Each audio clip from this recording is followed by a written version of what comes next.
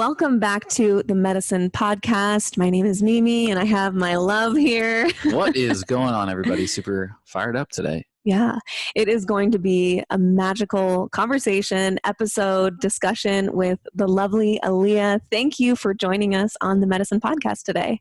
Thank you so much, Mimi and Chase. It's so awesome to be here.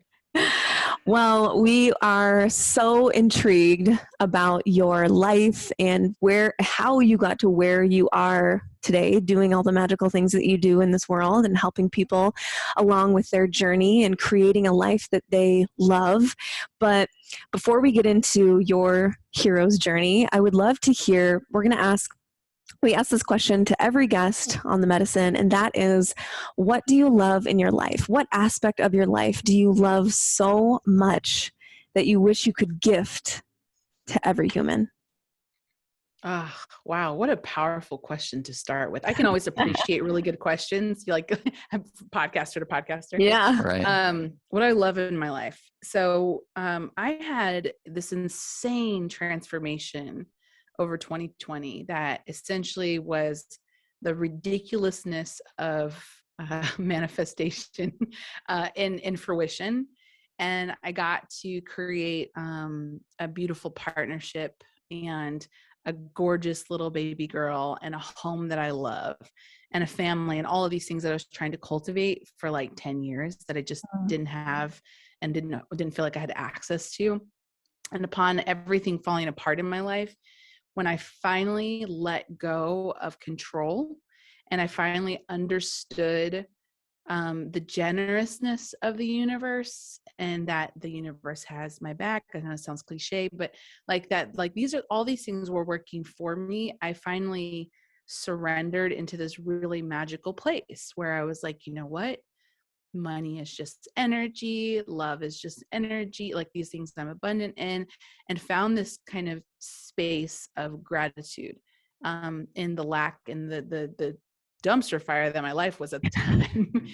And when I opened that space up to give it opportunity to come into my life, it transformed it in such an insane way. That my show took off. I met the love of my life. I had a baby when doctors said I couldn't have children. Wow. I bought a house on card reading money. Like there were so many things that like should have been impossible that happened. And I got an opportunity to really tap into the magic of what this experience is. And so what I love in my life is that I got a snippet of it and I leaned into it with all my might of what it looks like to be able to not just cultivate a life that you love, but a connection to universe, spirit, God, whatever you want to call it, that gave me kind of just an, people call it awakening. I feel like that's trendy, so I hate using that word, but this remembering that like, I'm, can we use profanity on the show? Yes, absolutely. Okay. Sorry. I have a potty mouth, so I just want to make sure.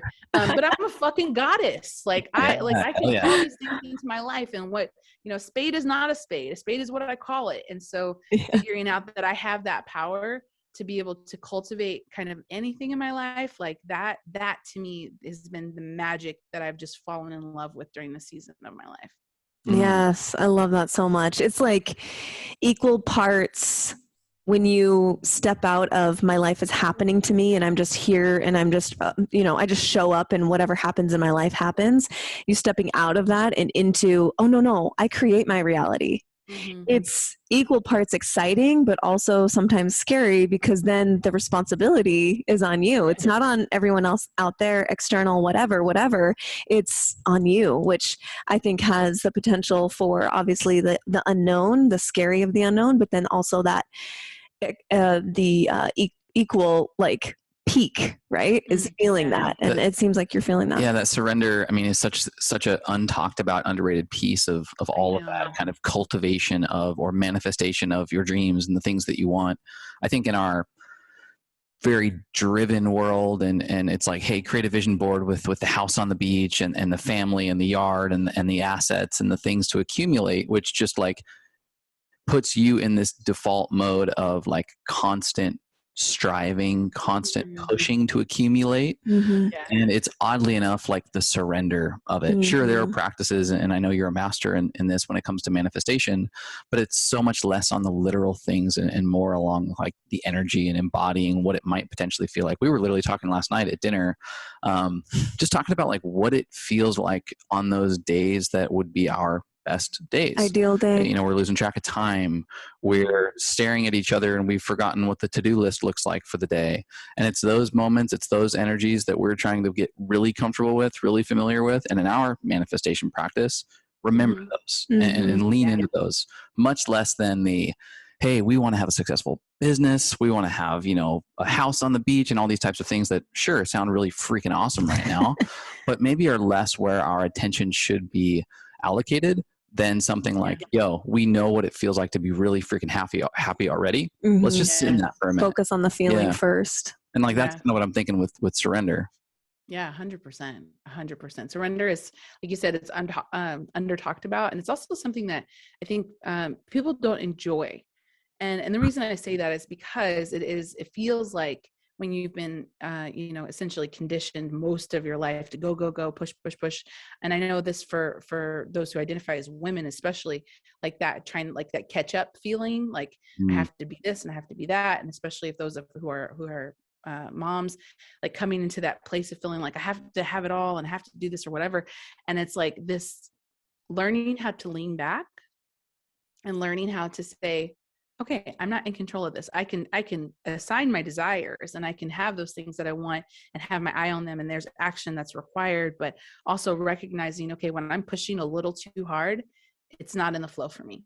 Mm-hmm. And I've learned to step away from things that are, when it feels like there's like, not that there's difficulty, because there's a difference between that, but when there's resistance and that pushing, that like, I gotta, and that urgency, I've always learned that when I push too hard and the universe is finally like, okay, fine, here you go.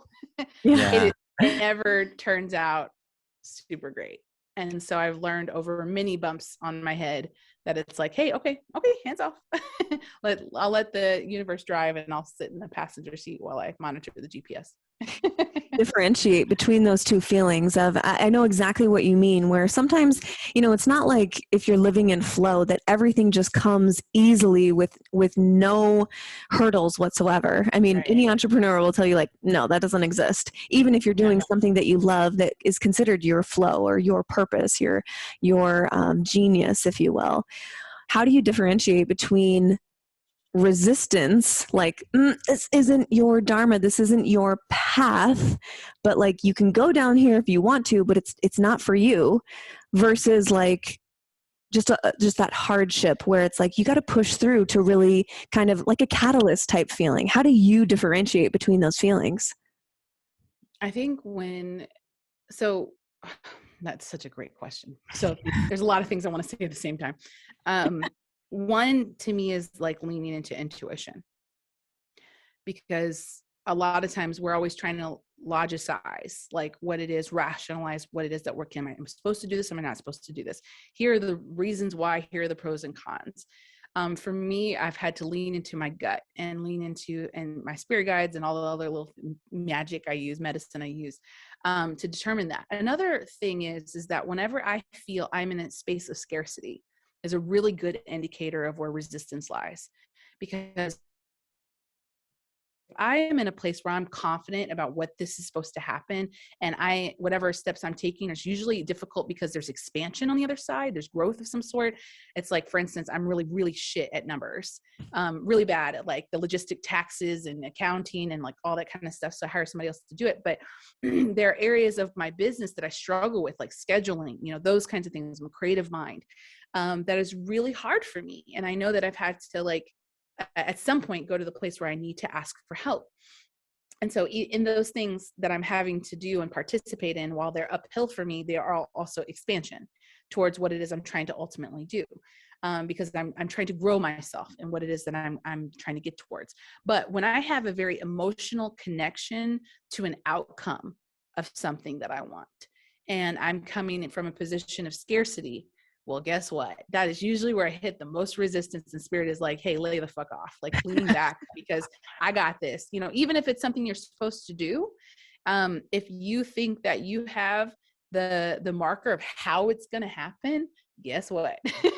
Yeah. Because I feel like we get emotionally attached to the outcome of those things. And oftentimes I get a lot of questions about intuition, and people say, how do I know whether to follow my intuition, or is it my intuition, is it my anxiety?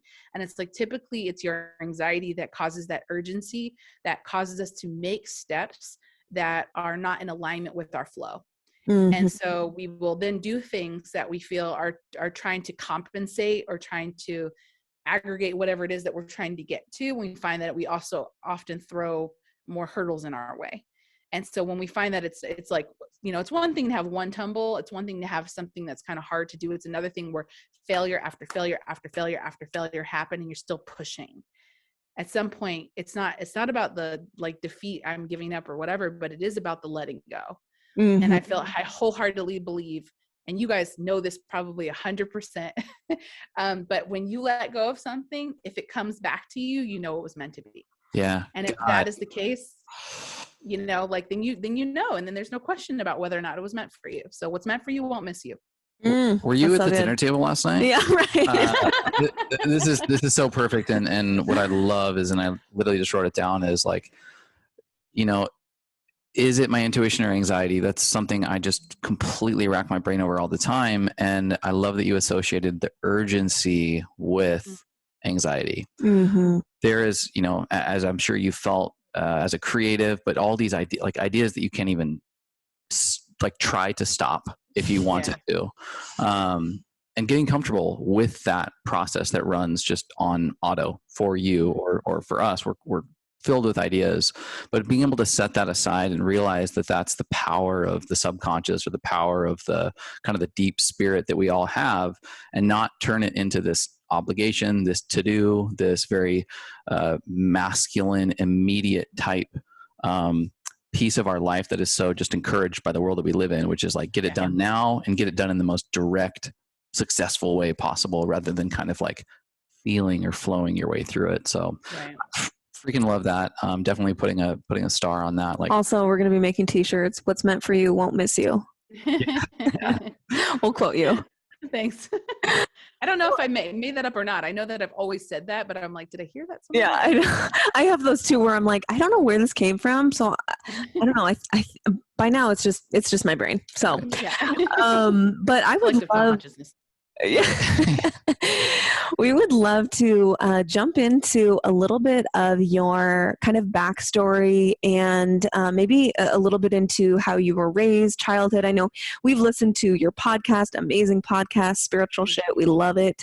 And we heard a little bit, you've touched on how you grew up and your family life, and kind of being from the world of Christianity, and kind of stepping out of that and finding out, what is it that I believe? What is it that I want to do with my life? And we've resonated so hard with some of the sentiments that you've shared. And so I would love to give the listeners just an idea, taste of where you've come from, because it sounds like it's very different than how you live your life today. Can you walk us back a little bit?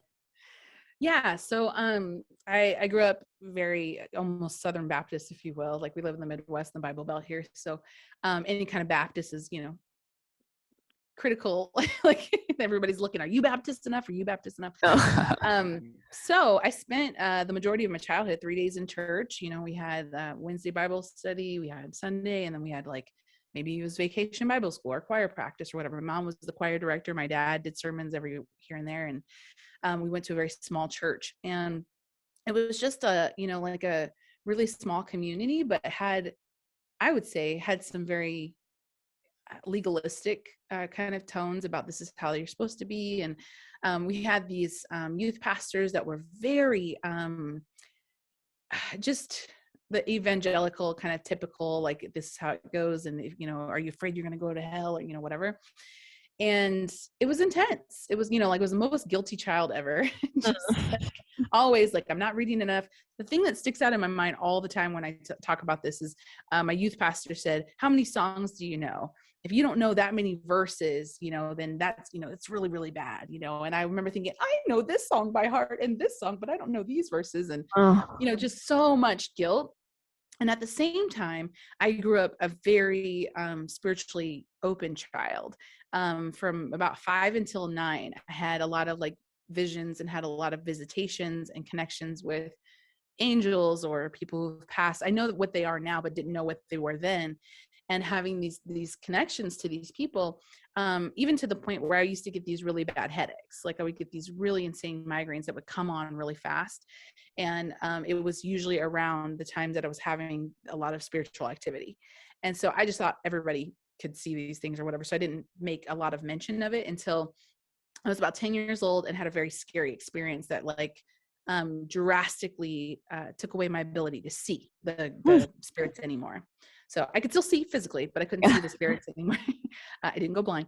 But there was this moment and transition where when I brought that to the attention of my parents, my dad was like, okay, I know what this is. I can see them too.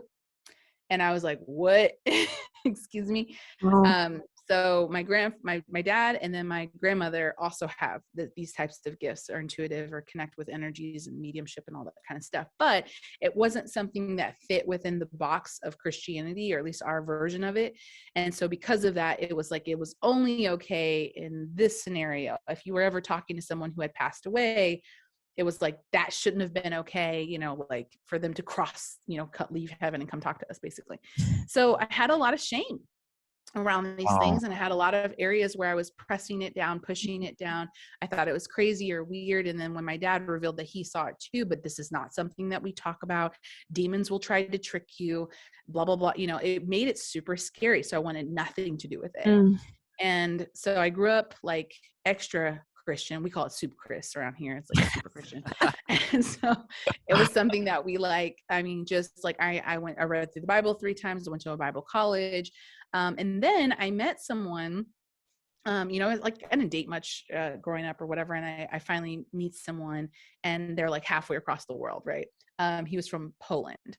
And so I somehow venture over there, meet him in person or whatever. And we have this kind of like whirlwind, very toxic, I didn't know that at the time, romance. And it took me out of Kansas City. So I ended up moving to London.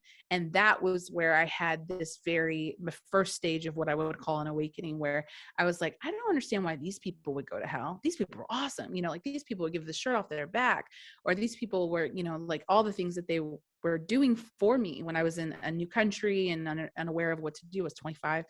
And I couldn't make sense of that. I couldn't reconcile that. And I was having a lot of trouble. So being removed from that bubble really helped. The travel essentially helped me start to see their other viewpoints, other world, other cultures, other things, And so then my ex-partner, he then came to me and he's like, do you really believe in Adam and Eve? Like, do you really believe that was a real story? And I'm like, absolutely, And we get to talking about it. And he tells me about the Council of Nicea. And we start talking about how the Bible was made and the Roman Church and whatever. And I thought, you know what, if I have it in me, I know for sure that if a group of very powerful men got together, excuse me, Chase, sorry. But like, if there's a bunch of men that got together who were in power and they put together the books of the Bible and burned the rest, there was something to hide. Yeah. And that was the moment, the 180 moment that I completely was like, I'm not a Christian anymore. And from there, it was about picking up the pieces, because that was my whole foundation for most of my life. And I had to research what it was. So I became an atheist for 2-3 years. And then me and my ex-partner, we moved to this house that had a lot of spiritual activity. And so there would be like, cups sliding off the table. And like, there was a shower that we had that my dog would always sense right before it would happen. She would stand up and then all the shampoo bottle, boom, boom, boom, boom, fall off the thing. Doors opening and closing. I had a makeup kit that would fly off the toilet all the time. And I was like, okay, like I'm not crazy here. Like something is happening here. And I was having a lot of connection energetically. Then my dog essentially told me that she was going to go away. Like she was going to be leaving soon. And I completely like threw it off. I was like, that's not what happened. She stood in front of me in the bathroom and she communicated to me, what would it be like when she's not here? And I was like, I can't bear the thought. A few months later, she died. And so it was just, a lot of circumstances that happened. So then I moved to New York and with my partner. And then I started meeting all these people. They're like, I'm a psychic, I'm a medium, I'm this, I'm that. And I'm like, oh, I've been always so interested in that. Cross paths with a good friend of mine named Dustin James, who ended up being the gateway of like my awakening, and to entertain these things without judgment, basically, to say, hey, you have these dreams that come true, or you have this, or you have that. And so being in New York, you can walk up to anybody and be like, I'm a psychic. And they're like, yeah, me too. It's not a big deal. And I was like, I got a chance to really put on my training wheels to open myself up to all kinds of things. I was going to sound baths and healings and Reiki and this and that. And to the point, then I started to test my own intuition and open myself back up to that. Where my grandmother started to come visit me again when she passed. And, my grandfather, like all kinds of visitations and information that was coming through. And I was like, I think I'm supposed to do something with this. Mm. And so New York was really the catalyst that like, okay, hey, let me sit down with a friend. Like, let's just practice. Let's play with this without people thinking that I was like fucking nuts, like calling the psych ward. So when I finally got in tune with those pieces, it gave me the courage to leave my very toxic marriage. And from there, it was just like one thing after another. Like, this person came into my life, this opening happened, I got this prediction right, this dead person came to see me, I stopped being scared of these things, and then ended up moving back here through a host of circumstances, and then creating the show, the Spiritual Shit Show. And I can't say Spiritual Shit Show because then shit show gets nothing, but you get it. The Spiritual Shit Podcast. Yeah. And because I wanted a space to create for people who didn't want to feel crazy, wanted to understand like what's going on with them. And I knew at some point that I was supposed to be that voice in one capacity or another. So I know you guys know that feeling as well, had the call of like, oh, okay, like we're supposed to bring this information to the masses. Yeah. And so here we are. Wow. Oh, beautiful. I love that. There's so much of that story that resonates just so deeply for us. I mean, I think we were probably 21 having the conversation about the Council of Nicea, and similarly going. He was telling me, like, have you heard of the Council of Nicea? Oh yeah. Like, no, for some reason they didn't teach us that in Bible class. No. Right. Well, what I would love to hear. I mean, there's so much in that, and I just have like a whirlwind of questions that I want to dig into. But something that just popped up for me is, along this road where you're kind of like, first you resist, right? Like, okay, there's nothing. If it's not what I, believed growing up, then there's nothing. And I think a lot of people go through this like stage of sort of like atheism or agnostic or whatever, where it's like, we're all just pulleys and levers and cells and there's nothing. And then it's like more something opens you, right? And you've explained that, where it was kind of a series of things.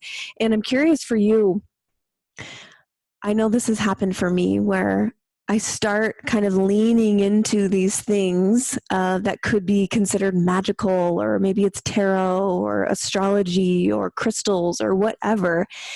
And you notice that the spiritual shit. You notice that actually, I've noticed that I'm actually becoming a kinder, more loving person. And I know that's not the case for everyone, but I'm curious to hear for you and your experience, what were you seeing kind of this external, like, kind of representation of your life and how you interacted with others as you were changing from this kind of Christian, then atheist, then now into what you're doing? Like, how was that reflected in your relationships and your life? This is a great question. Because I believe that me coming out and being a staunch Christian first helped cultivate the genuineness and the lack of, I wouldn't say lack of ego, because we all have ego, but like, I don't want to be that person that's like, I'm the expert and I know all the thing or whatever, because I was a self-righteous bitch when I was a Christian. So I recognized that, like, when I noticed how I treated people, like, okay, are you saved? Oh, I can't talk to you, or, whatever. Like, I had so many barriers around being able to entertain my own God-given curiosity. Like, I was such a curious person. So when I was a kid, like, I was always asking my mom questions. Well, what about the dinosaurs? And what about this? And what about this? And how did the people know Jesus was going to come before he came? And they were supposed to believe in him before they died. And they're like, oh, there's an exception for them. What about kids who die when they're like, in the womb or whatever? Did they go to heaven? Like, loads of questions, right? And I've always come in with just that thirst of that. And when I was a Christian, it wasn't allowed.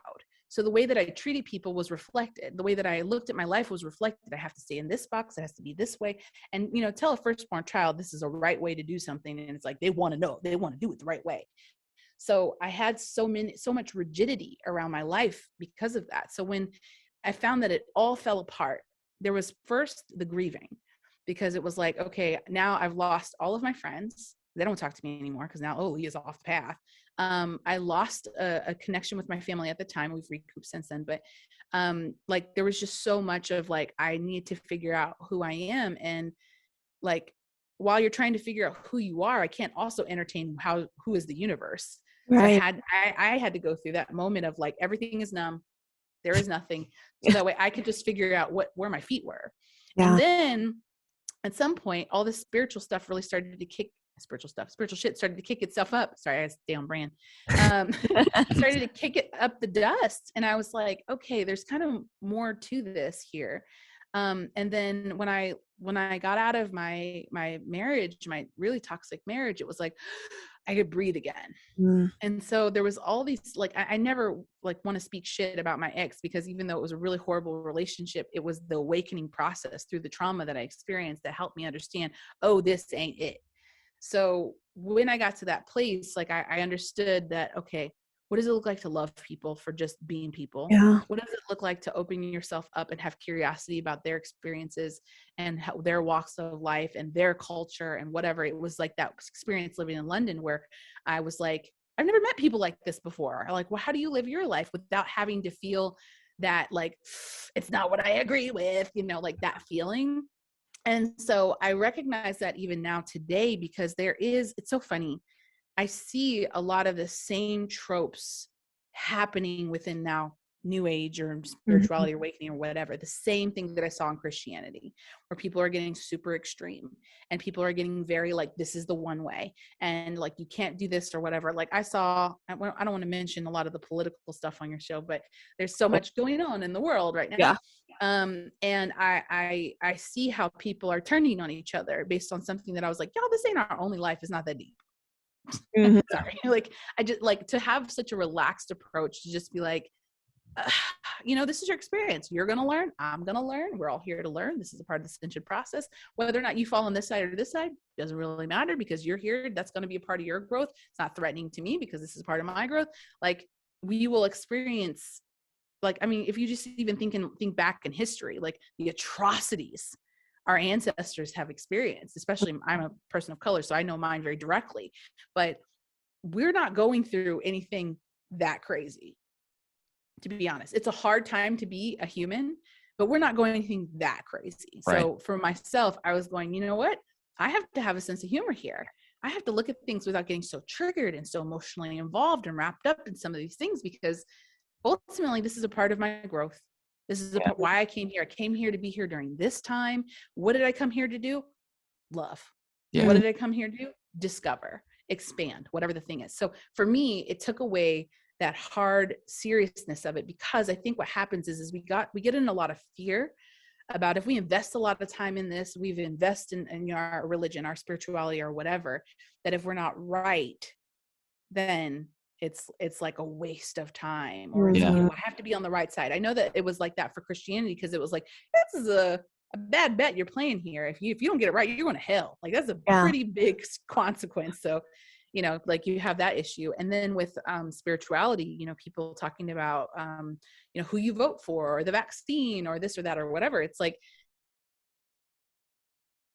I mean, at the end of the day, we're going to go to some place after we die or whatever, wherever we get to, and we're going to review our life, and then we're going to come back and do it again. So, big deal. So I don't know. So I feel like in that way, it took a lot of the heaviness out of it. And it says, if I don't get it right this time, then I'll come back and I'll figure it out. But if I do, there's a lot to be won here. And in a really good way, by being open, by being curious, by being loving, by being authentic, by being raw, and not being in a place where you come to some understanding that I know everything. And this is the way to do it. And I'm going to teach people how to do it. Like, we are all teachers and we can all come in and offer something to people. But I always have the caveat, I don't know everything. This is just what I'm learning, and that could change. Yeah. A couple things, you said, I am being love. I am being curious. And that is different than identifying with a label or, branding yourself. And in spirituality, generally there isn't as much of a, label on like a religion as you would find with something like Christianity. But like you're saying, in these times, it's so easy to slip into the groomed pathway of a label, whether that be politically or shit. We see it in fitness and wellness all the time, whether that's keto or paleo or carnivore. And it's so easy to slip into these labels. But what I love that you're saying is like, hey, I don't necessarily know what the label is, but I am being love. I am embodying curiosity. And that just comes back to, sort of the truth that we can all get comfortable with. It's just that like, I am, simplistically. Yeah. I am. And I think it's one of the most simple, but yet beautiful elements to even what like Christianity speaks to, which is this sense of being. And that is the thing that you can take comfort in, is that I'm always going to be learning. I'm always going to be evolving. But if there's something I can know, it is that I am. And I love that. I have that tattooed on my arm. Like, yeah. It says I am right Wow. here. Oh, wow. I love that. That's perfect. Yeah. You seriously were like, your spirit, your whatever must have been listening in on our conversation last night at dinner, because I do that. I said this exactly. Do you remember? Yeah. I was like, just kind of in my feels, and I was like, by approaching these new ways of thinking and being, and just my only like real job is to expand my consciousness and to learn. And I said verbatim, it doesn't make the things that you're going through necessarily any easier, but what it does is it has this sort of lightness. It injects this sort of, sorry, pun, but like it injects this sort of like lightness to the situation, knowing that like, oh, this isn't it. There's so much more. And this is just one opportunity for me to learn. And you said something that just kind of resonated so much for me there. And it really does kind of separate you from the attachment that we were talking about earlier, right? You were talking about emotional attachment. When I'm attached to an outcome, and I feel like we are attached to the outcome of our life, our labels. And when you can let go of that attachment, it does, like, it just feels lighter somehow. Magical. Yeah. Just magical shit will start happening, because you're no longer in that kind of box that's keeping you so rigid about what you think you're supposed to do. I get people that email me or ask me in our groups and community and stuff like that, like, how am I supposed to clear my crystals? Should I do it this way? Should I do it this way? Should I do this? Am I doing this? Am I doing it right? And I'm like, how do you want to clear your crystals? You are energy. Just tell them, like, get bad energy, get out. Like, it could be so simple. If we didn't feel that there always had to be a right way, if we didn't always think that we were fuck ups, or that we didn't trust our own intuition, our own energy. And it's very much in that energy that I found that I'm like, I really truly want to embody every part of this experience. So I try to make it a practice. Maybe that's my religion, is that I try to be open. Yeah. Like, this is fun. This should be fun. Life should be fun. And I know that Earth School is like really hard place to expand, and really tragic and horrible and hideous things happen here. But while I'm here, if I can keep myself open, if I can, just to give an example, I have this fear. I very much feel like in a past life, I've lost a couple of kids.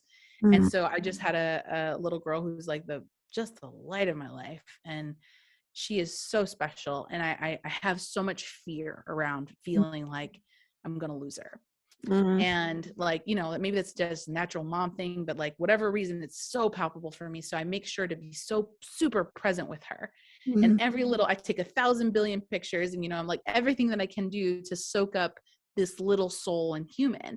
And the process of that for me then is sitting down and saying, okay, I'm so afraid of this outcome. I'm so afraid of this expectation. I'm afraid that these things, really bad things, could happen, or that, I won't get this job, or, whatever, all the things that we think about. And I said that all of these fears are taking me out of the amazingness I'm having right now.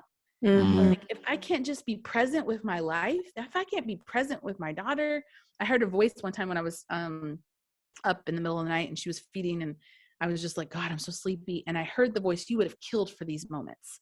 Mm-hmm. And in this past, you would have killed to have this moment again. You would kill, and like, it keeps me present. So I know that that's not everybody else's story, but the issue always being to be present, like in this moment right now, in order to not take myself away from what it is. Like, and yes, like really terrible things happen, but if we can be in the space of present moment to moment and not live in our fears, like, man, what a life we could have. Oh my gosh.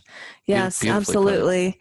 I feel that all the time. I mean, like, just, and it's one of those words that's so overused, and everyone's talking about present and be present and how to be present and this and that, and it's like the word love by this point. It's just like everyone uses it. I love Chase, but I also love pickles. Like, what does it even mean?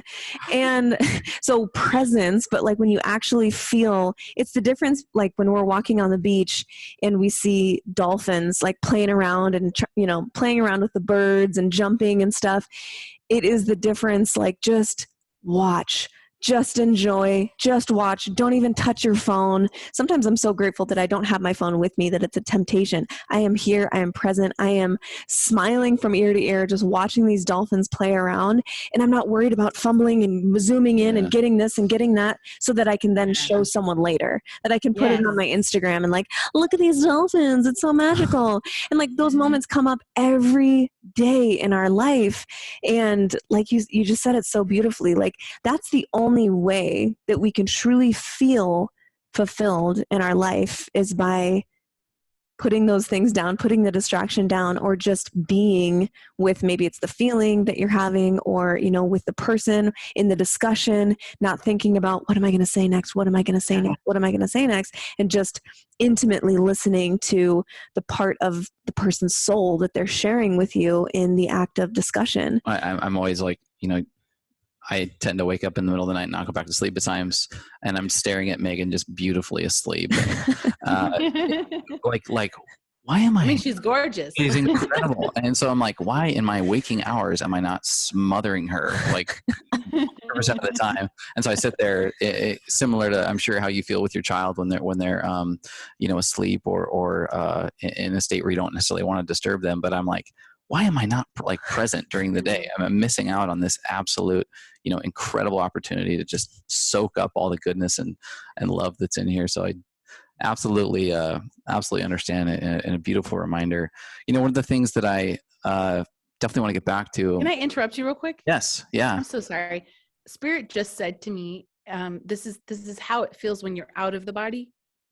Like when you've, like, people always wonder like what it's like when you leave the body or when you're, whatever. And I always hear from people who have NDE experiences that like near-death experiences, that they leave their body and they feel this just immense amount of love. And they're like, they're not in the body, but they're feeling this like, this awesome feeling of just, like whatever that may be. And I get the feeling that that's a lot what it's like when you're incredibly present with her, looking at her like that, and you're enveloped in that emotion and that energy. Yeah. It's the same with my daughter or my partner or whatever. Like, I bet that's what it feels like to be out of this hunky dunky, body or whatever. If we can experience that more often in our bodies, if we allowed ourselves to be more present. Absolutely. Sorry, that was from Spirit. No, I love that. No, please. In fact, last week we were traveling last week and literally just having dinner together, and I slipped into this moment of just realization that, we'd spent these 3 years apart, divorced, and what felt like a death in our relationship was that I'll never be with this person ever again. And I sat there for a minute. What was first like a gag reflex of thinking about not being with Megan in that present moment, but then was just overwhelmed with the feeling of gratitude and love and presence. And wow, I can completely understand that sort of like end of life experience where all the weight of this world has been lifted, and all you get to experience is kind of the core behind all of this, which is just that strand of love. And I mean, just sharing a story, I've definitely felt that last week, just very profoundly. Yeah, I feel like the more that we lean into, and you probably have this with your partner as well, but we've gotten the big boulders of our relationship worked out of the way. Now we are fine-tuning the grains of sand, where it's like, it's almost just energetic, where it's like something is a little Is he okay? And so then you check in and like, are we okay? Are we good? You said this. And it may seem trivial to someone if they were a fly on the wall listening, like, that's what you guys fight about. But it's because we've worked through the shit. We've worked through those big boulders. And now it is the fine grains of sand that are allowing us to feel this immense, just smothering and tangible hug of love when we're in each other's presence, is because we've worked through so much of the shit in relationship, and now we're working on these tiny things. But that's really what sends it into a psychedelic experience with your partner. Yeah, absolutely. And for those of you listening, not that I'm running the show here, but the way that they look at each other, my goodness, the gaze, you guys are like sitting like a foot from each other, and it's just like, wow. It's a dream. It's an absolute dream. Thank you. Going back to something you mentioned a little bit with your childhood, now obviously what you do, you mentioned these interactions with spiritual beings or with the metaphysical, and you mentioned that you identified them as angels. Maybe even, we're told they could have been demons when you were a child or under the umbrella of Christianity. But what does that look like now? So you articulated it and you described it as angels earlier in your life. What does your spiritual interactions look like today? How do you identify those beings today? So I love this question because I must be completely honest when I say that as above, so below. So we have on a spectrum, the same way that we have people, that we have really, really amazing light bearing, spirits. And then we have those who are more dense. I won't say dark, we'll say dense, heavy, they're carrying a lot, or they are in a particular realm or spectrum of energy. So when we think of energy on a spectrum and frequency, right? Because I love talking about energy. I can talk about energy, all day, but like gratitude is actually the highest, joy being right underneath that. And then you have the lower, more denser ones, which are depression and things like that. So I have had interactions with what I would call denser energies. People say lower vibrational, and for some reason that doesn't resonate with me, because we often think of people in their association with it. Are they high vibrate? Are they high vibe or low vibe? And I just feel like if you could picture it as dense versus light, and the heaviness of it, you have a lot more compassion for that person in connotation. Language is important. So I do have dense beings that I used to interact with quite often that come to me for help, or like, what's going on with me. I remember I was in Nice, and when I fell asleep, I was in that weird dream in between stage where a man had come to me and saying, this is my home, and why does it look different, and what has happened here, and whatever. And I needed to call my guide to help him usher his soul back to the light. And I had never done that before. I never even heard of that before. And I was like, whoa, that was like really fucking weird. Why was I used as a person to help? Like, can't the guides just go to them and help them, whatever? But they're like, no, they have to have, free will.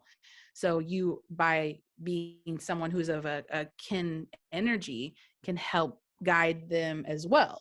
And I thought, wow, that's really interesting. I didn't know that was something that I could do. So anyway, as they show up to me now, I currently have what I call guides, spirit guides, whether that be my ancestors on the other side. In fact, I just had an interview before your interview where we talked to a medium who she talks to animals mostly.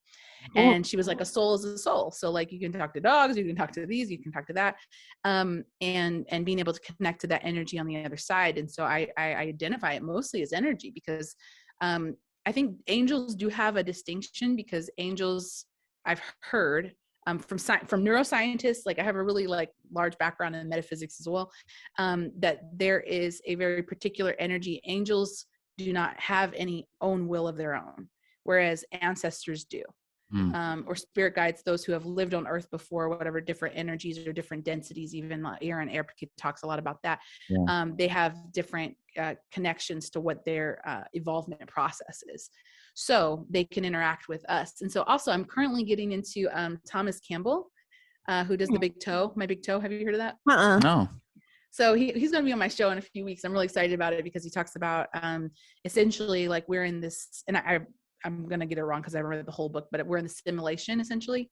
And everybody kind of talks about that. We're in the matrix and whatever. But when you think about it on a scale of like, for instance, if we are playing a video game and we get to set up the characters and we get to, do all the stuff. If those characters at any point develop consciousness, then, we are in this process of guiding them through their life. So if we can think of that in that way, maybe the spirit guides didn't necessarily create us per se, but they're operating in a larger matrix where they also have their own evolvement process. And maybe part of their evolvement process is helping us too. So there, me and my partner talk about this sometimes because he was like, I don't know if there are other beings that are higher than us. I don't know that I want their attention. Because I feel like I'd be nervous about that. If like an ant was crawling around and suddenly you were like, ooh, let's look at it under a microscope or whatever, that ant would be threatened in their natural environment to feel like they didn't have their freedoms anymore. So he's like, I don't know if I want the attention of those people, but I think that it's also, it's almost their duty. They get assignments. Okay, now you've passed this level. So now you help these people evolve. And this is for our greater good, for our collective consciousness. So I don't know, like some of them call themselves angels. Some of them call themselves spirit guides. Some of them don't distinguish themselves at all. And they're just energies that come through. Like earlier when someone had just mentioned what I just said to you, they come in with voices and I don't know who it is. It's just energy that shows up and is like, oh, let me correct you there. Here, let me guide you here. Let me move you here. So I'm really not 100% sure. I know how I experience them is very much auditory, very, very clairaudient. Sound. I'm misophonic as well. So people who are listening, if you're misophonic, there's something there. It's usually in your wound that there's a gift, sensitivity to sound. And so having those elements of being able to connect to voice is usually how I connect to that energy. Visually is something I've set so many boundaries around because I've had some scary experiences that I'm working on it. Recently, I've been doing a mantra. It's safe to see. It's safe to see. It's safe to see. And drawing that in and opening up some of those boundaries. So I've been seeing loads of orbs lately, lots and lots of orbs and sparks and flashes. In fact, we caught one while I was in the middle of reading on the show, like that showed up in my Instagram. I saw it. Wow. Yeah, I'll show you. It was wild. It was just like, it almost looked like when light hits a prism and it, flashes on the wall or something, and it's kind of like rainbowy, like a sparkle, but it was so fast. But you could see it move. Oh, yeah. Wow. Yeah, it was cool. Wow. Yeah, it was, and you were like, and a lot of people would say, oh, that's a bug or something. I just saw a bug. Like, I know the difference. I've been a photographer for 20 years. Like, I can definitely tell the difference between a bug and a orb, especially if, like, for instance, right now we have light on us. If that shows up, it does something with the camera. I didn't have any light. Like, it was crazy. So I'm opening with my intention that, like, okay, it's safe to see, it's safe to open that portal and hear more from spirit in ways that are going to be advantageous for everybody else to heal or activate in one way or another. Yeah, I love that. I love that you're almost like preparing your nervous system for it. Yeah. And it's like, what do they call? Like training. Yeah, it absolutely is. I think that that's great. Is there, can you just feel the difference between maybe a lighter energy and a denser energy, as you call it? Or is there some sort of process that you take these energies through to almost like a test or something to make sure that they are of the highest light and love and all of that? So it is by intention that I often say out loud, if you're not of the light, you got to get the hell out of here. So because we are the ones in the body in this experience, in this matrix, it's like a rule of the game. So if you don't want to entertain it, you don't have to.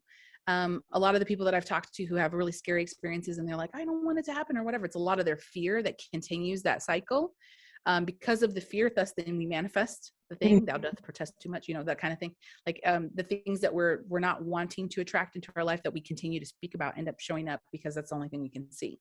Yeah. And so I found that when I cleaned up my diet, or at the first, for me, it had to come through. I went completely vegan for a few years because I noticed that if I went vegan, then I had less of raw meat or things that I thought vibrationally would hold me down and that I would have more interaction with. So I first did it on a dietary level. Then whenever I started to figure out what those energies felt like, I didn't need to adhere to that diet in order to keep my vibration light, essentially. Instead, I could do it with my intention or with my expression, with my even crying, right? Crying is a release of energy. If I'm holding on to things and I'm not letting go of things, that's also dense. So I don't necessarily need to be through diet. It needs to also be like, you think of the thoughts, the things that you consume day to day or whatever, those things. So there's a lot of practice of like, okay, there's all these things that I need to do until I started to get in tune with whatever that energy is, fine tuning that kind of like expression. So now, you know, when I do feel, it's very rare that I have an energy that comes in that feels like kind of dark or anything like that, unless it's my intention to go in and clear that energy out. I don't feel that very much anymore, because it's not what I it's like your friend circle, like, that vampire friend, I don't really like them anymore. You just stop seeing them because you're not interested in their energy anymore. And so in the same way that you're able to, you know, when you go into a store you don't like, or you're like, I don't want to shop here, like something doesn't feel right to you, or a person comes up, you don't know why you don't like that person, and you feel suddenly like, I'm being super judgy, but there's something that keys off in your energy that's in disalignment there. And so that can also happen for people with very high or light energy as well. If you like slumming it, you know, like they get irritated by your light energy. I have someone who I know who was more of like a frenemy, you know, like that would keep me around and go around and be like, she did this, you know, because my light energy irritated her. And she wanted to keep where she was comfortable and what energy felt she felt acclimated to. And so when we recognize what energy we'd start to align with or what we want to, then we I would say then start to attract and or open ourselves up to what's attuned to our own energy. Does that make sense? Yeah, absolutely. Yeah, that definitely makes sense. I got two questions for you. First one would be for anybody listening who is interested in and wants to hear things, see things, maybe potentially feel something beyond this, you know, physical existence. What advice would you give them to start tuning in a little bit, or sharpening those potential skills for being able to connect with spirit guides or ancestors? And second to that would be maybe somebody who is feeling those things. It's a nudge, it's a voice, it's a feeling, and they're not quite comfortable with that interaction yet and have potentially been keeping it at arm's length. So what would you say to the person who's interested and ready to get into this a little bit deeper, as well as the person who's already experiencing something but doesn't quite know how to handle it? They're the same, and it would be intention. And I know that sounds so vague, but so let me get into it. If this is something that's calling you, like, I mean, which I'm sure it is if you're listening to the show, your opening is as deep or as shallow as you want it to be. So if you are afraid, okay, I'm kind of interested in this, but I don't want spirits hanging over my bed, you know, like it's very rare that anything is going to come to you in the middle of the night and show up. I've been asking for it and I haven't gotten it since I was a kid, you know? So I've been like actively, like I'm doing my meditations, I'm reading these books, I'm doing this. Okay. Now I saw something last week. In fact, if I can tell you a little story, there was, I came back from the bathroom. I always wake up in the middle of the night at 3:00. And I came back from the bathroom and I thought my partner was looking at the clock, like he had lifted it up to look at it over his head. And I thought, well, that's bizarre. Why is he doing that? But it's completely dark. All I can see is the clock up in the air. And then I see it kind of like him, you know, pull it over to the left and then put it back on the table. And when I got in the bed, I just had a weird feeling. And I was like maybe that wasn't him, which would be so irrational. Right. And so I you know, hey, was that you? Did you lift up the clock? And he's like, I was asleep. And I'm like, you're sure you didn't like get up and look at the clock or whatever? He's like, no, like I'm not, you know, like super groggy and kind of irritated. And I'm like, okay, like it was, because normally when I get in the bed, like he kind of cuddles me or something like that, and he didn't do anything. So I was like, he's still asleep.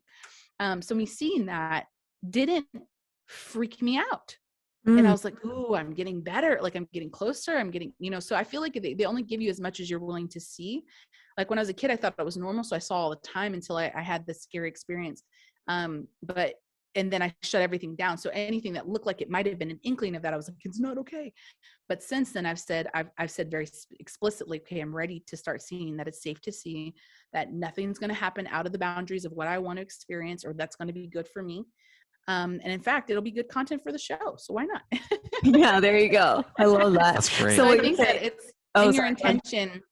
In your intention, like, I don't think that, you know, the spirit universe, whatever you want to call it, is going to give you more than you can handle, because it's trying to nudge you in this direction in the first place. It would be counterproductive to give you something that would be so out there. that it would scare you away. So Yes. if you're trying to open yourself up, just know with comfort that this is your experience. This is your video game. You get to determine how far, how deep, how long, how scary, how weird, how cool. It's completely up to you. Mhm. And so if you do experience something that is unsavory in any way or another, it's my belief anyway that your soul is asked for that, for the extreme growth that you're willing to experience, because you're supposed to usher someone else through it. Okay. Yeah. I love that. No, that's great. And that's something that we already practice, even just like when we sit down at dinner, and like your intention going into dinner, and just paying attention to what you want out of the said experience. And if you're approaching spirituality, I think it's smart in any way, just being aware and being clear on your intentions and what you would like to receive out of this. And it may not happen like that, but over time, like I feel like, as you said, kind of preparing your nervous system, and I think what's meant for you won't miss you. I think that's great.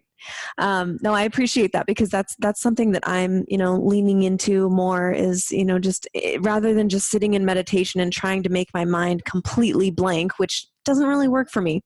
I like having something to put my mind to, and, connecting with, lately what I've been saying is, only those of the highest light and love and service to others is what I want to come into my field and my awareness and my being, and anything else is not welcome here.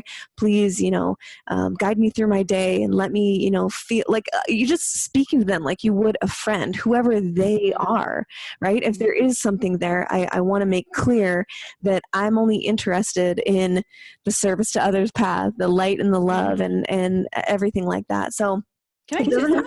Yeah. You're already extremely intuitive, and you're very clairaudient as well. So do you know that?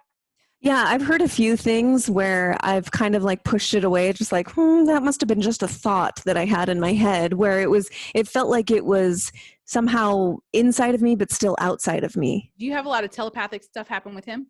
Yes. Oh yeah, all the time. Yes. Yeah. We just call it our channel. You said what? We call it our channel, that we have this kind of exclusive channel where sometimes it's just a look, sometimes it's one word, sometimes he walks in the door, and it's in case you have it too. But like there's what Spirit is showing me is that you have a little bit of a wall, like a gate that's there. Okay. That's you're still working through to completely let it open up.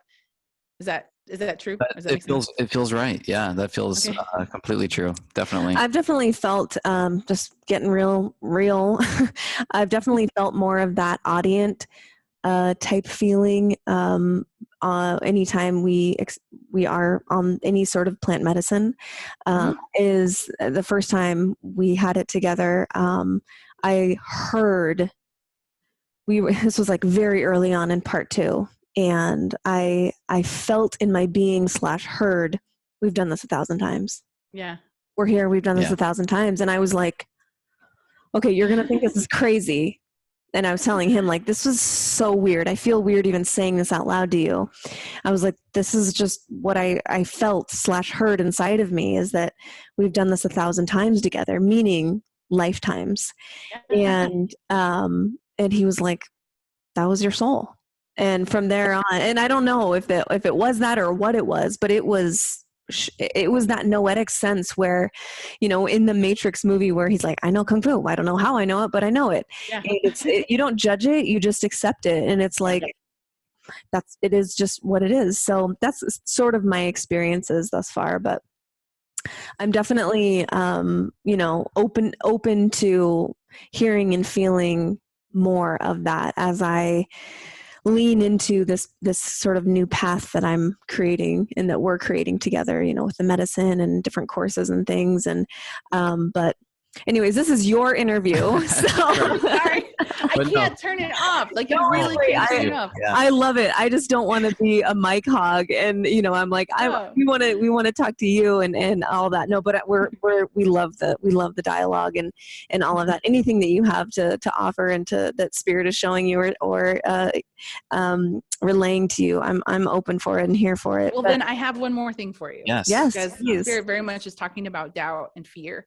which I was probably going to be super resonant for your audience, but very specifically to you too. Because what you're doing obviously is great work. And those of us who came in during this particular time are supposed to be way shores in one way or another.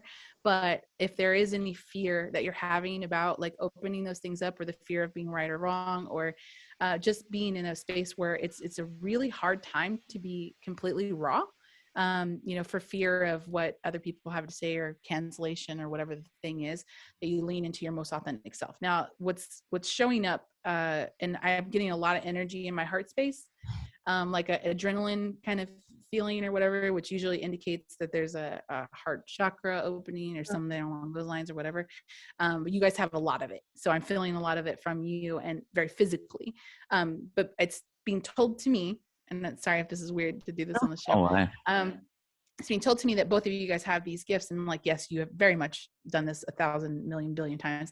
But that, especially in this incarnation, to definitely not just follow that, but follow it with like abandon, like just lean into it heavily. Don't do a lot of they're showing me, me meet you kind of like this, like, and for those of you listening, you can't see me. I'm trying to like, it looks like I'm holding a box. And so there is some fears around, not necessarily doing it wrong, but there's just fears about hurting people or harming people in the process. And so with Chase, I'm not getting as much of a read on you, but you very much are so enlightened by Mimi's energy that has really started to like set something afloat in a fire for you that is coming very soon. Like, not that you don't already have it, but like there's something in the process for you that is palpable, that is churning and moving and getting ready to explode in a really wonderful way. And so just really lean into whatever that fire feeling is. For some reason, you're very much probably like me, and you have a lot of that logical, metaphysical, like masculine kind of energy where it's like, okay, this is the reason and the right, which is, kind of typical or stereotypical, whatever, but you have this insane, sensitive, emotional side. And so for you to be able to allow yourself to feel vulnerable enough to let that come in, because there's almost a fear or a gate that like, I just don't want to get hurt again or something like that. Does that make sense? Yes. That feels. That's all. I'm so sorry. It was like boiling inside of me, and I was like, I don't know if I'm supposed to do this on the show. No, please. We appreciate it, and I don't. You may not even. I know you're relaying the message, but like, it's spot on. That is felt very deep. Yeah. Good. I'm glad. Yeah. Thank you. I know. I appreciate it too. I feel that big time. I'm dipping my toes into a lot of things and new roles in the way of leading women, which I've never done before, kind of publicly, in a different way than just a podcast. And that's something that's very real to me, is not wanting, I attach myself to the outcome of others' relationships. Other people. Yeah. Yes. Because we're in the relationship kind of dynamic space of trying to help people develop this conscious connection, this conscious partnership. And what does that look like? And leading people to that. And I very much, I know it's so important. And it's one of the reasons why we went through what we did, so that I could help others who maybe are feeling just a sliver of that. But relationships are such a big deal. It's, I think, the most important thing. And so for me to have any sort of authority, or whatever word you want to call it, in that space, is like, I take it very, very seriously. And I don't want to lead someone the wrong way. So I was actually listening to your podcast, and Laura Day. Yeah, she's awesome. I was listening to her, and she was speaking about the moment that you don't have some nervousness or anxiety when someone's well-being is in your hands. That's when you should actually be doing something different, because it's good feedback that you are taking it seriously, that you're taking it to heart. You're not misusing people's trust, which is the last thing that I want. That resonated with me so much. I rewound and wrote it down, because I was like, that's what I'm feeling. Okay, it's a good thing. Yeah. So that's conscientiousness. Yeah, absolutely. Well, I want to bring it back around to you. One, I know we're kind of coming to a close here, and you've been so generous with your time, and we appreciate you so much and your wisdom. I would love, if someone's listening right now where some of this is clicking, some of it may be scary, the unknown, all of that. what sort of advice or nudging or anything can you give the listener who is just thinking about kind of branching out of maybe their childhood belief system or programming or whatever it is that they're branching out of, and kind of making their own path? You're still a little bit hesitant. I'm sure you've experienced some of that in your life. Certainly we have at different points. What wisdom or advice can you give that person? To be curious, like, let's just see what happens. Like, I don't have to decide today that I'm going to abandon my lifelong Christian beliefs or Muslim beliefs or, whatever you want to throw in there. Let's just see what resonates. I think that because we often, I don't know what it is in our society that makes us feel like we have to have it all figured out at this moment right now, that takes away our ability to play in different things. I feel very much so that my stint in New York was that. I had 2 years where I was like, let's just try everything. I had a hoe phase. I went through and tried every, version of a guy. I tried every kind of crystal and person and experience. And it was a wonderful time for me. In fact, I had a moment where I went to shoot a wedding in Italy, and I was laying in the ocean, Mediterranean Sea. And I was in this crystal clear water. And I said, what do I need to hear right now? And Spirit said, don't look. Don't try to find the man. Don't try to find the job.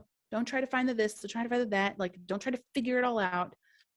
We want you to have this time period to play. And it will be short. They made that clear. And short for them is like, 3 or 4 years. For me, I was like, that's a long time. But it will be short. But they made it clear to say, so you can make your mistakes with all the full, like, fall flat into the ground. Boom, do the full on failure and claim it, because we're so afraid to fail that we don't live. And if you're in this place where you're like, I'm getting this nudge, I'm kind of curious, I'm kind of this, I'm kind of that, what does it hurt for you to try it? Why not? Or doesn't for you at this time, or it doesn't fit for you for this lifetime, who knows, whatever that may be. But if you have the opportunity to just go into the mindset of like, let's see what happens. I say the same thing to my people who are talking about manifesting a partner. Like, don't go in there with your list of like, this is what I want and this is who I want. Yes, obviously you have that in your mind, but don't interview and interrogate someone like it's a job interview. Go in and say, you know what, let's see what happens. Maybe I'll have a good time. Maybe I won't. Maybe I'll have a good story. Yeah. That was always my point. Like, I always have great stories. If you can take it with that, level of neutrality, like what can be shown to you outside of that rigidity of what you think you're looking for, or the expectation that you have, or the emotion or urgency that you have attached to the outcome, you get an opportunity to just feel what feels right. And, like, a lot of times people have a lot of questions about intuition because they think they followed their intuition and then it didn't turn out the way that they thought it should. And I often say, does that have to mean that you were wrong? Like, it just means it didn't turn out the way you wanted it to, but does it mean that you were wrong? Like, I know that, like, I tried to move to Paris and I had every fucking sign that was like, you need to move to Paris, you need to move to Paris. And I packed up all my stuff and I did the whole deal, and my visa got rejected last minute, after I gotten rid of my apartment in New York, the whole day. It's why I'm back in Kansas City. And I was like, I trusted my intuition. I trusted you guides. You told me I was supposed to do this. And I was so mad.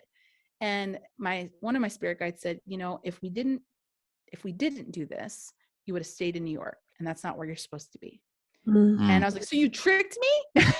I'm like, no, you were following your intuition. You were still doing, like, we're still training you, whatever, but you still have some more stuff to go through here. And in fact, the whole time I was trying to move to Paris, I was trying to find a person to fall in love with me. They had been here in Kansas City where I said I would never find anyone, So I'm asking for this thing, and my intuition is telling me, and my whole life got obliterated so that way I could have this one. And this one is like, I couldn't see it then, but like for you, if you're listening and you're in this place where you're like, I'm still trying to figure it out. Like, I'm still trying to just see what happens. Because if you can open, your intuition is pulling you some direction for one way or another. And anything that you do, even if it's not feeling the best doesn't necessarily mean it's wrong. It's a part of the process of you learning and the stepping stone to get you where you want to go. Yeah. Yeah. It's Preach. Love it. So perfect. Not talked about enough, because so Yeah. much of that feedback loop for growth involves a little bit of discomfort. Mm-hmm. Or a lot of it. Or a lot of it. Yeah. Perfectly put. Well, as we come to a close here, we have just 3 little quick rapid fire questions for you. The medicine, as you've kind of seen, is all about expansion. And we talk about these areas of body, mind, and relationship, and the medicines that expand us. And we're curious for you, what currently feels like medicine? First, we'll start with your body right now. What feels like medicine for my body? So right now I'm going through a rest period because I have given birth to a baby about 5 months ago. And that was so hard.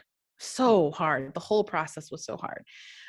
So I've been trying diligently to be gentle with my body, gentle exercise. I have this like extreme side where I can just go like full on, CrossFit. And I'm like, no, like, let's be gentle. Let's do stretching. Let's do this. Let's do like 30 minutes of walking.